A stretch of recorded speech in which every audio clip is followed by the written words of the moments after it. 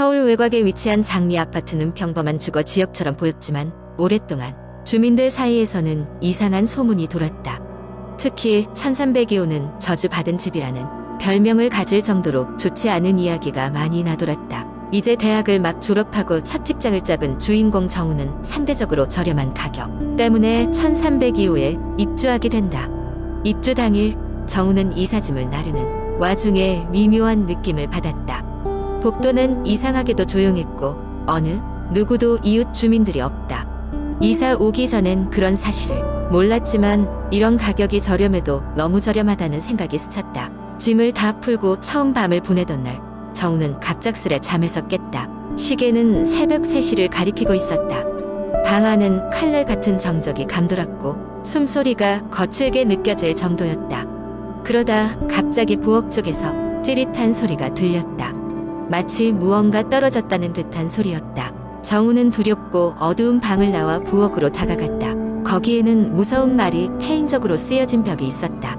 나와 함께 간다. 그것은 익숙하지 않은 글씨체였다. 그 글씨는 분명 어제 없었던 것이었기에 더욱 섬뜩했다.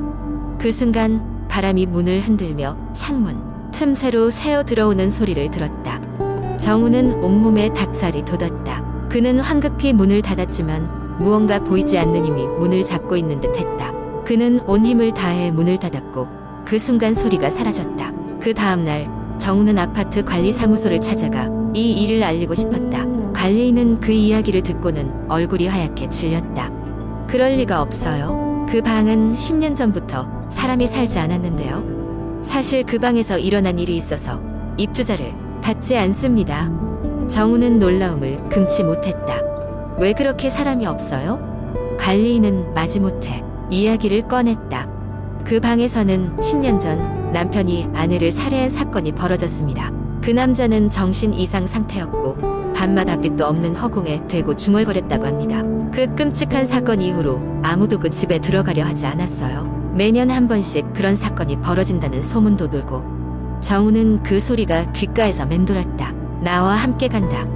그 글씨는 여전히 그의 눈앞에 선했다. 더는 그 집에 오래 있을 수 없다는 걸 깨달았지만 당장 갈 곳이 없었다. 그래서 그날 밤은 마지못해 그 방에서 마지막 밤을 보내기로 했다. 새벽 3시 또다시 눈을 떴다. 이번엔 분명 더 무언가가 다가오고 있었다. 그 순간 머리맡에 서 있는 형체를 느꼈다. 그것은 그 당시 남편의 형체였다. 그는 정우를 내려다보며 중얼거렸다. 이제 넌 나와 함께다. 정우는 그 순간 모든 것이 무너지며 자신의 정신이 휘말리는 것을 느꼈다. 가슴이 쿵쿵 뛰며 심장이 터질 것 같았다. 그는 고함을 지르며 그 형체를 밀쳐냈지만 형체는 사라지지 않았다. 그 남자는 점점 더 가까워지고 있었다. 정우는 그 형체가 자신에게 다가올 때마다 무언가에 얼려붙은 것처럼 움직일 수 없었다. 급기야 의식이 희미해지며 그는 정신을 잃었다. 소생된 이후 그는 병원 침대에서 눈을 떴다. 옆에는 친구들이 그를 안타까운 눈빛으로 바라보고 있었다. 알게 된 사실은 정우는 3일 동안 의식 없이 병원에 있었다는 것이었다. 그의 몸은 충격에서 벗어나지 못하고 있었고 매번 무언가에 겁을 먹은 것처럼 몸이 떨리고 있었다. 그렇게 시간이 흐르던 어느 날 정우는 장미 아파트 앞을 지나치게 되었다. 아파트는 철거되기 위해 준비 중이었고 1302호는 길게 붙은 임대 스티커가 낡아 형태를 알아볼 수 없게 변색된 채 나부끼고 있었다. 무심코 눈길을 주던 그 순간 그는 그 1302호에 서 있는 한 남자의 형체를 잠시나마 목격했다. 그리고 그 형체가 그에게 손을 흔드는 것을 보았다. 정우는 다시는 장미 아파트를 찾아가지 않았다. 그러나 여전히 그의 꿈속에는 그 남자가 나타나 그를 향해 중얼거리는 소리가 들려왔다. 나와 함께 간다. 낡고 헝클어진 기억 속 정우는 그 말이 무엇을 의미하는지 상기할 수 없었다.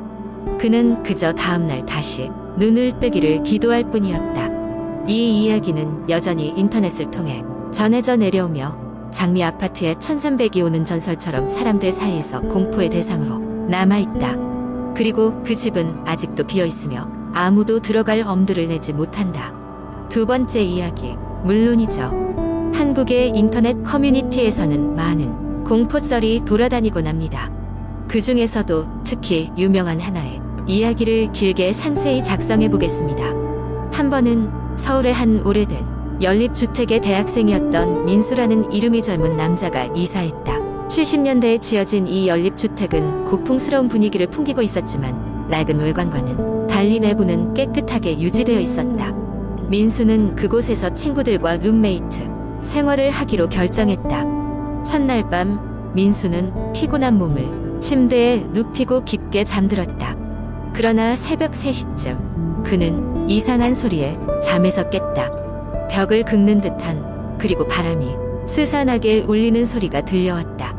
민수는 창문이 열렸을까봐 확인하려 했지만 창문은 단단히 닫혀 있었다. 그 소리는 매일 밤 같은 시간에 반복되었다. 몇 주가 지나도 소리가 사라지지 않자 민수는 룸메이트들에게 이상한 소리에 대해 이야기를 나눴다. 그런데 룸메이트 중 한 명인 동민이 말하길 자신도 같은 소리를 몇 번 들었다고 했다. 그들은 불쾌한 기분을 느꼈지만 학업과 일상생활에 바쁘다 보니 크게 신경 쓸 여유가 없었다. 어느 날 민수는 더 이상 계속되는 기묘한 소리를 참을 수 없어서 밤에 일어나는 소리를 녹음기로 녹음해 보기로 결심했다. 새벽 3시가 되자 역시나 그 소리가 들리기 시작했다. 민수는 소리가 나는 방향으로 핸드폰을 들고 녹음했다. 아침이 되자 녹취 파일을 재생해본 민수는 단순히 벽을 긁는 소리와 바람 소리가 아니라 어렴풋이 사람이 속삭임이 섞여 있는 것을 확인했다. 민수는 무언가 잘못되고 있다는 생각에 동민과 함께 조사를 시작했다.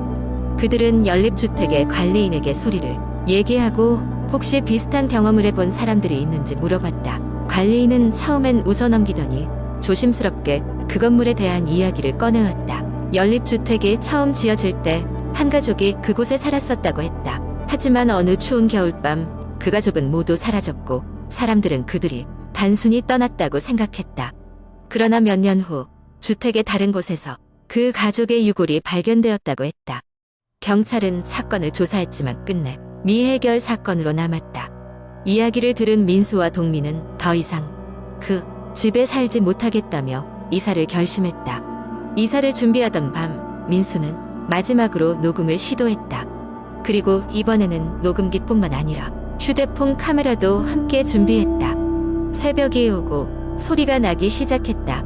핸드폰 화면에는 아무것도 보이지 않았지만 분명히 소리는 가까이에서 들려왔다. 한참 동안 녹음을 하던 민수는 갑자기 몸이 얼어붙는 것을 느꼈다. 소리가 멈추더니 이번에는 분명하게 나를 도와줘라는 낮고 음침한 목소리가 들렸다. 민수는 공포에 사로잡혀 핸드폰을 떨어뜨렸다. 아침이 되자 민수는 어젯밤에 녹음 파일을 들어보았다. 그리고 화면을 재생한 순간 나타나지 않던 형체가 카메라에 포착된 것을 확인했다. 흐릿한 모습이지만 분명히 사람이 그림자가 벽을 따라 움직이고 있는 게 보였다. 민수와 동민은 더 이상 머물 수 없다고 판단하고 곧바로 이사를 서둘렀다. 몇 주 후 민수는 새로운 집에서 안정된 생활을 하고 있었다. 하지만 그날 밤 민수의 핸드폰에 알 수 없는 번호로 메시지가 도착했다. 메시지 내용은 단 하나, 나를 잊지 마. 민수는 휴대폰을 떨어뜨리고 방 안의 거울에 비친 자신의 모습을 확인했다.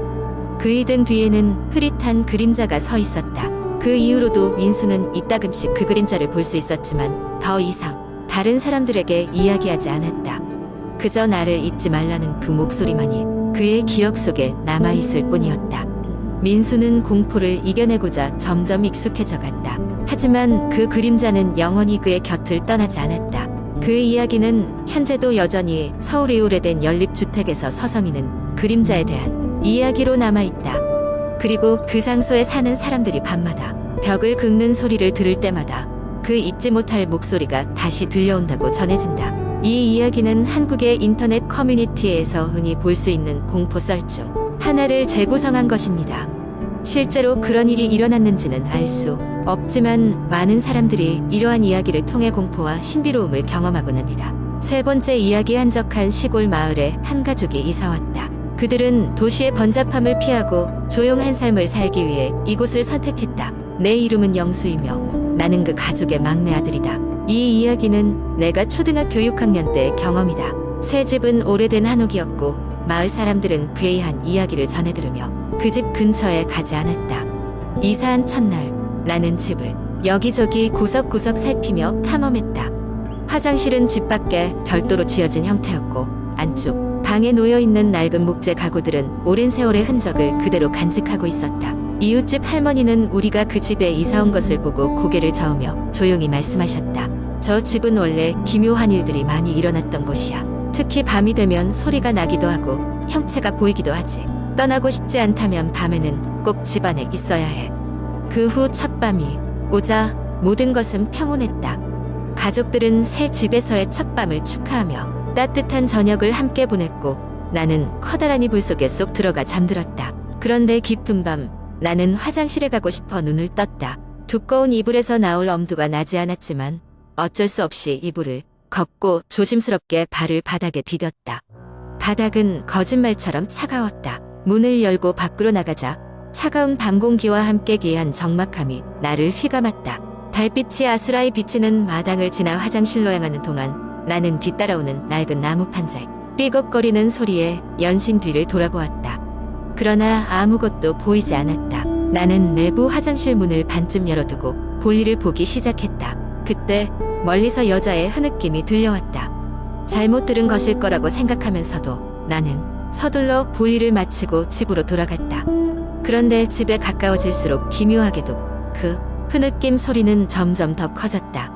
집 안에 들어와 문을 닫자 소리는 이상 들리지 않았지만 이상한 주문 외우는 소리가 희미하게 귓가를 맴돌았다. 나는 몸이 오싹해져서 빠르게 안방으로 달려갔다. 부모님께는 말하지 않기로 했다. 그들이 걱정할까봐. 그 후 며칠 동안 아무 일도 없었지만 마을 사람들의 기묘한 시선과 할머니의 경고가 계속 마음에 걸렸다. 그러던 어느 날 밤 나는 다시 화장실 갈 일이 생겼다. 이번에도 밤중이었지만 그날은 달빛마저 구름에 가려 어둠이 더 짙게 느껴졌다. 손전등을 들고 밖으로 나가면서 다시 그 삐걱거리는 소리가 귀에 맴돌았다. 나무 판자의 소리뿐 아니라 이번에는 부딪히는 소리, 흐느끼는 소리가 함께 들려왔다. 화장실에 앉아서 다시 한번 여자의 흐느낌을 똑똑히 들었다.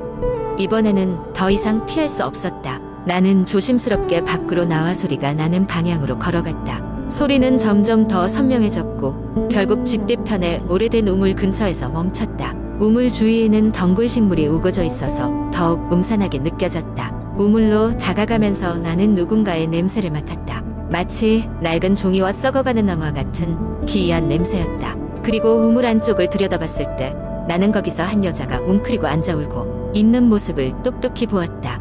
그녀의 머리카락은 물에 젖어 있었고 얼굴은 보이지 않았지만 그 흐느낌은 귓가를 찢을 듯이 날카로웠다. 나는 그 자리에서 얼어붙었다가 재빨리 돌아선 후 집으로 달려갔다. 숨이 턱까지 차오른 상태에서 부모님의 방에 도착해 문을 두드렸다. 어머니가 문을 여는 순간 나는 모든 것을 털어놓았다. 어머니는 무척 놀란 얼굴로 나를 쳐다보았다. 그 후로 가족 회의가 열렸다. 아버지는 조용히 마을 원로들을 찾아가 이야기를 들었다. 그리고 알게 된 진실은 그 집에 대해 더 이상 놀라울 것이 없었다. 긴 이야기를 간단히 요약하자면 그 집과 우물에는 오래전 한 여자의 한이 얽혀 있었던 것이다. 그녀는 사랑에 빠졌지만 집안의 반대와 배신으로 인해 자살을 선택했다. 그녀의 영혼은 그날 밤 우물 주변에서 발견되었고 그녀의 원혼은 고스란히 그 자리에 남아 있었다고 했다. 우물 근처로는 절대 가지 말라는 할머니의 경고는 이런 이유 때문이었다. 결국 우리 가족은 그 집을 떠나기로 했다. 그 이후로도 나는 가끔 그 여자의 흐느낌 소리를 꿈속에서 듣곤 한다. 그것은 잊을 수 없는 공포의 기억이며 내가 절대 다시는 경험하고 싶지 않은 우리 가족의 이야기다.